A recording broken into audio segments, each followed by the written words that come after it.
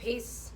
I think it is emotionally immature to be like literally on the offense, to be offended and want to avoid issues that absolutely need to be addressed. So there's going to have to be at least one adult in the room, right? Because people get so offended so easily. Oh, I can't describe to you the extent that offended me. But it's these offensive conversations that need to be had because they're solution oriented. I'm tired of playing this cat and mouse game. You know, I'm a grown woman at this point. I have a child on this earth. I'm not going back and forth, doing the dozens. You know what I'm saying? Because that's really what people want me to do. Because America lives off of drama. So you guys love it when I cuss somebody out. You know, you love it when I call, a white woman a Karen and play into this race war. But at some point, we have to get off the playground and put our adult panties on. This race conversation has been going on way too long, and all it is a back and forth boxing match of who can say the meanest things about race, about another race, right? Because it makes people feel better about themselves, right? I'm black, so I'm better. I'm white, so I'm better. I'm this, so I'm better. Just back and forth, name calling and setting people up, and it's a very unproductive, very childish way of going about this type of conversation. And so I'm not here to do that. I'm too much of an adult. I'm too much of a grown woman to be going back and forth, name calling people. What I am is an educator. What I am is a Black Studies minor. What I am is relatively learned about this conversation when we could talk about America and race relations in America. And I think that there's a certain level, there's certain people that want to see a solution to this problem. Africans, Asians, Europeans, Americans, Latin people. I think that there's certain people across ethnicities, nationalities, and races that want to see a solution to this problem. And there are certain people that love the fact that people are name calling, that people are still caught up in a very, very childish kind of, childish mindset about this whole issue, this tit for tat mindset. It's very petty. It's very, very childlike. And so we have to be very realistic, and we have to be historically accurate. We can't be historically lazy when we talk about these things, no matter how much it offends us, right? Sometimes we got to get offended in order to improve. And so we can't run from conversations that need to be had when it comes to race relations. And we can't be smart when we want to be, and then historically and intellectually lazy when we want to be. It just doesn't work that way. And so we have to wonder, okay, this culture of materialism that we don't really like, right? Because we have a lot of people, we have nice things, but a lot of people, we aren't happy. I'm happy, right? I'm not a rich woman, but I'm happy. Why? Because I learned early on that these things don't matter. I didn't really grow up with extreme lack or scarcity. So it wasn't like I had deprivation, for as far as my foundation. Now in adulthood, yes. As melanated people, and everybody has melanin, right? But people who look like me just have more of it.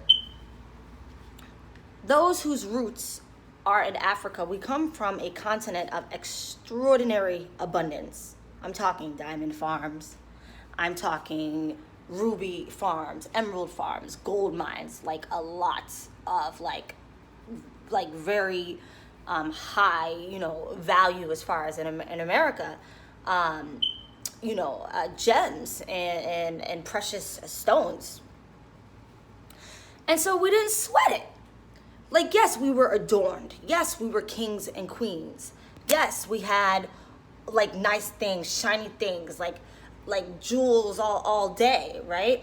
Because there's this song, I think it's a Rick Ross song, where he's like, it's really nothing new. The reason why rappers like the diamonds and the golds is because, our origin is in Africa, and we're used to being like that. We're used to shiny things and nice things and whatever. And it's true. That's a fact. And so when you come from abundance, you don't sweat like things like a bullion of gold or like a big rock, a big diamond. It's not anything to you because you have a diamond farm, right? But because this continent lacks resources, it became a big deal, right? And so this isn't us. This isn't what we are about. This isn't really what we come from. But this is something that we have adapted to because we don't know who we are. And I think that part of the problem, right, my friend Navon Smith had made a point to me at one point. He said that this women's rights situation, this women's rights movement, it's not really a black woman's fight. Because if you look into history, while we were being used for free labor, white men still didn't want to give their women the right to vote. That's an issue between the white woman and the white man, or the white man and the white woman. That's really not our issue. And this culture of misogyny, we have to figure out who was at the table when the culture was created. When this culture of misogyny and this culture of racism, who was at the table?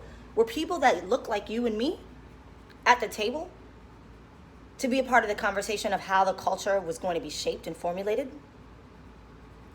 So why do we adhere to a system that we took no part in creating? And not only will we get the same results, what are the results? Well, 70% of America is addicted to some kind of drug. You got people on prescription pills, popping pills all day, alcoholics, kids shooting up schools, a lack of love, really, a planet that's destroyed, climate control all day.